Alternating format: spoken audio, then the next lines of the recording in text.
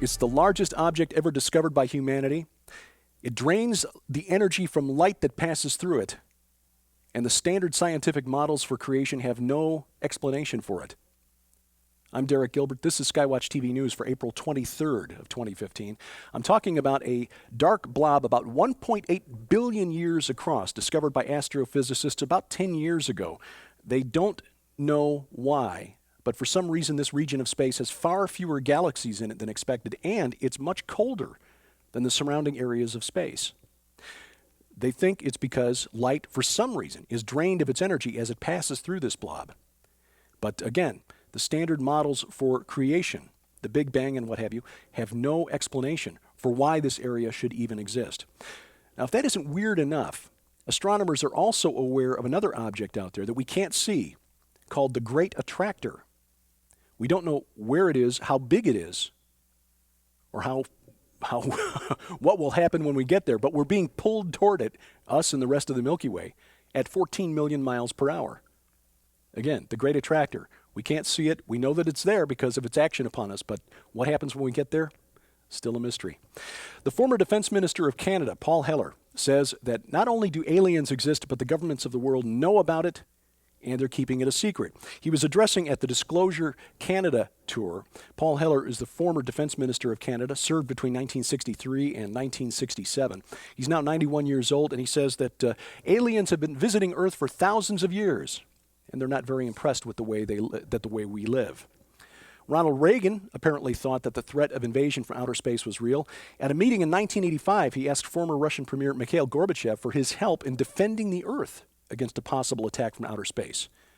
Now, then National Security Advisor, Deputy National Security Advisor Colin Powell, who later went on to serve as Chairman of the Joint Chiefs of Staff and Secretary of State under George W. Bush, was mortified at this public statement.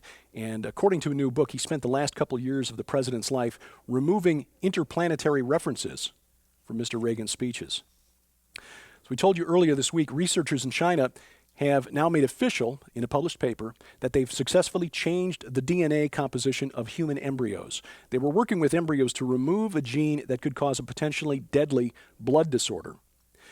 Now, in order to avoid criticism or defuse criticism, they said that they were working with non-viable embryos, human embryos that would never be brought to term. But critics are alarmed. They say that China right now is a wild west of genetic engineering and DNA manipulation, and that this type of research should be stopped. Why? Because these changes affect the germline. They affect human eggs and human sperm. And so these changes can be passed down from generation to generation. Critics are concerned that this could lead to a new eugenics movement as the wealthy seek to guarantee that their children will have natural genetic advantages, health, intelligence, good looks, over the rest of us. Human exceptionalism, a concept under fire. We talked a bit about this yesterday during our brief discussion of Earth Day. Humans are exceptional because we have been created in the image of God. Now, this does not mean that God is a humanoid biped. It means that we have been created as his imagers, if you will, his moral agents, to serve in roughly the same capacity over Earth that he serves over the entire cosmos. But this is an idea that is coming under fire from secularists. A judge in New York yesterday, for example, issued a writ of habeas corpus for a pair of chimpanzees currently being held for biomedical research. Now, habeas corpus is a legal ruling that requires that a prisoner who's being held be brought to court and cause shown for this person's arrest.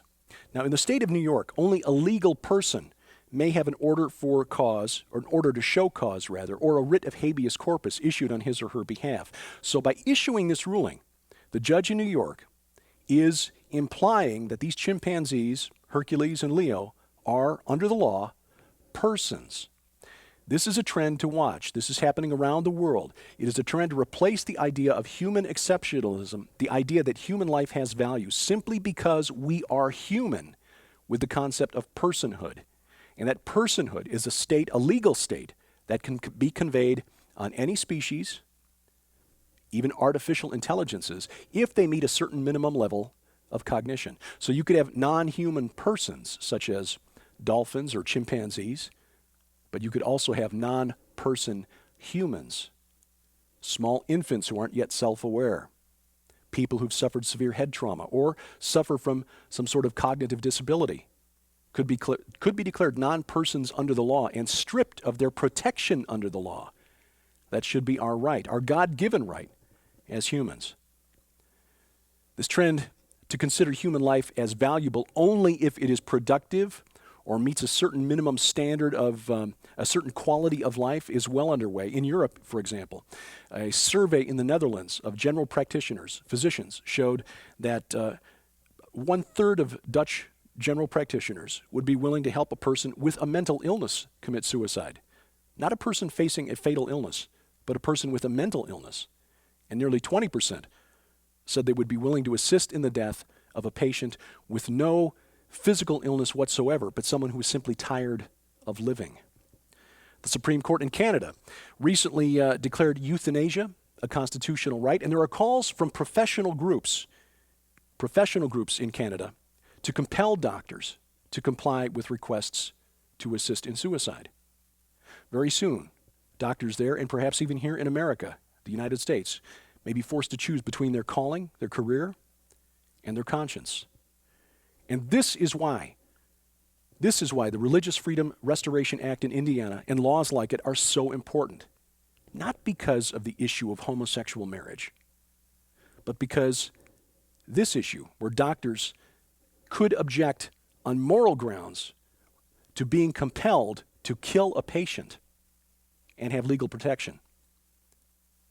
The world doesn't want that. The world wants to deny the idea that humans are exceptional simply because we've been created in the image of God. In fact, a news service in California with ties to the healthcare industry just published an article that suggests that we should give up this outdated idea of the annual physical checkup because they're expensive and they usually don't catch any diseases anyway.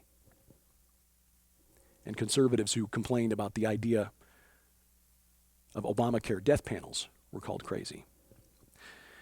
Scholars in Israel are furious. New carpet has been laid at the cave beneath the Dome of the Rock, the Al-Aqsa Mosque, which occupies the site of the Temple of Solomon, it's believed, covered up previously undiscovered ancient floor decorations that some researchers believe might hold clues to the location of the Ark of the Covenant.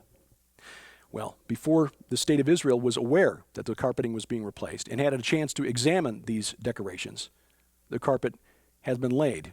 You just see a glimpse of it here in the image there. Israel and the Muslim Authority that oversees the Temple Mount have been at odds over work there for years and years. Archaeology and politics make a bad mix.